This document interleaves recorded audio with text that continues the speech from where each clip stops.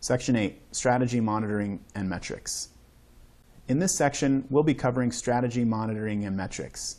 How to assume or include quality assurance, strategy, monitoring, results evaluation, and adjustment for your strategies over time. We'll also learn in this section how to keep your organization moving forward, how to track agreed upon activities, and some sample metrics for you to consider. One of the things that we always recommend when building strategies is to document the steps in the strategies and the metrics that you use to accomplish them. So here's 3 segments that you can use to make sure your strategy is moving forward. On a weekly, a quarterly, or monthly basis, you can use a simple chart like this to track your task, the level that it's at, a timeline for it, and to say whether it's on track or off track. So here's a task for an organization to revamp a regional economic summit to include partners and stakeholders to educate them on the value of economic development. This is at the level of something that they're doing, so they'd like to maintain it, and they're going to work on this over fiscal year 2019. Every month or every quarter, staff will go into this document and they'll say that this is on track. They have other tasks to create talent development, retention, and attraction strategy. They can say on track. So using a document like this to document your tasks, the level, time frames, and whether or not they're on track or they're off track, meaning they're working or they're not working, you can monitor the activity of your strategy on a monthly or quarterly basis. But what are some of the metrics that you can use to measure success? Well, some sample investment promotion metrics include having scorecards. Developing a scorecard for your region is one of the best ways to track metrics moving forward. Using a scorecard, you can develop individual metrics for the different stakeholders that you have to meet. And some of those stakeholders may be your funding mechanisms. So what are some examples of them? Well, for regional partners, you can track the number of sales-related leads that you have, how many leads you get, the cost per lead, which industry that lead comes from, the price per lead, geographic distribution of those leads, just to name a few.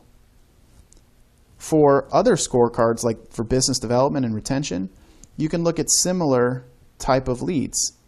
Or for marketing, you can look at a large funnel. How many website visits did we get? What was our click-through rate on the work that we did? How many pages per visit are people going to? How many marketing qualified leads did we get?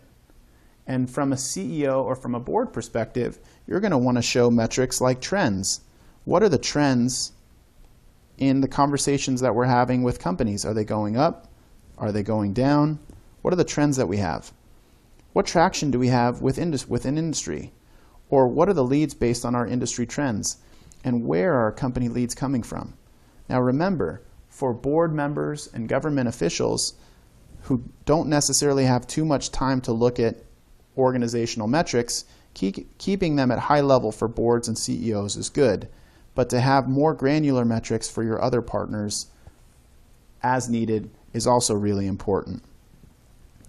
Some of the metrics also come with certain recommendations. Your digital marketing program can increase your website traffic, key targets, increase the rate and volume of your leads, and your systems can connect with your organizational-wide metrics that can be easily consumed by your stakeholder audiences. So what you see here is a dashboard of metrics for one particular region in the greater Minneapolis-St. Paul area of the United States. This is a regional dashboard with particular indicators to show them how their regional economy is doing. They have indicators for business vitality, for talent, for livability, for the environment, for infrastructure and education. Now you might say, well, this organization can't possibly control business vitality, or they can't possibly control the talent pipeline in their community. And you're right, they can't directly control that. But the best organizations indirectly support and report out on all of these things because nobody else typically does. So this is a great example of that. If we look at it a little bit further, you can see that they have sponsors for their dashboards, whether it's a foundation, a chamber of commerce, the university, a mayor's association, because people were craving this information or this data. You can also note that within this dashboard they have peer regions, who they consider based on demographic and economic characteristics their competitor for business, talent, or a positive economic trajectory.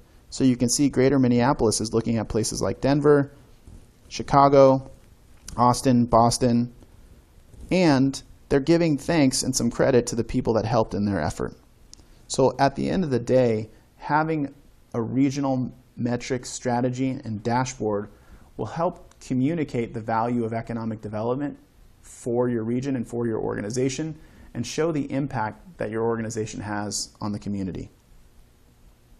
So what did we learn during this section?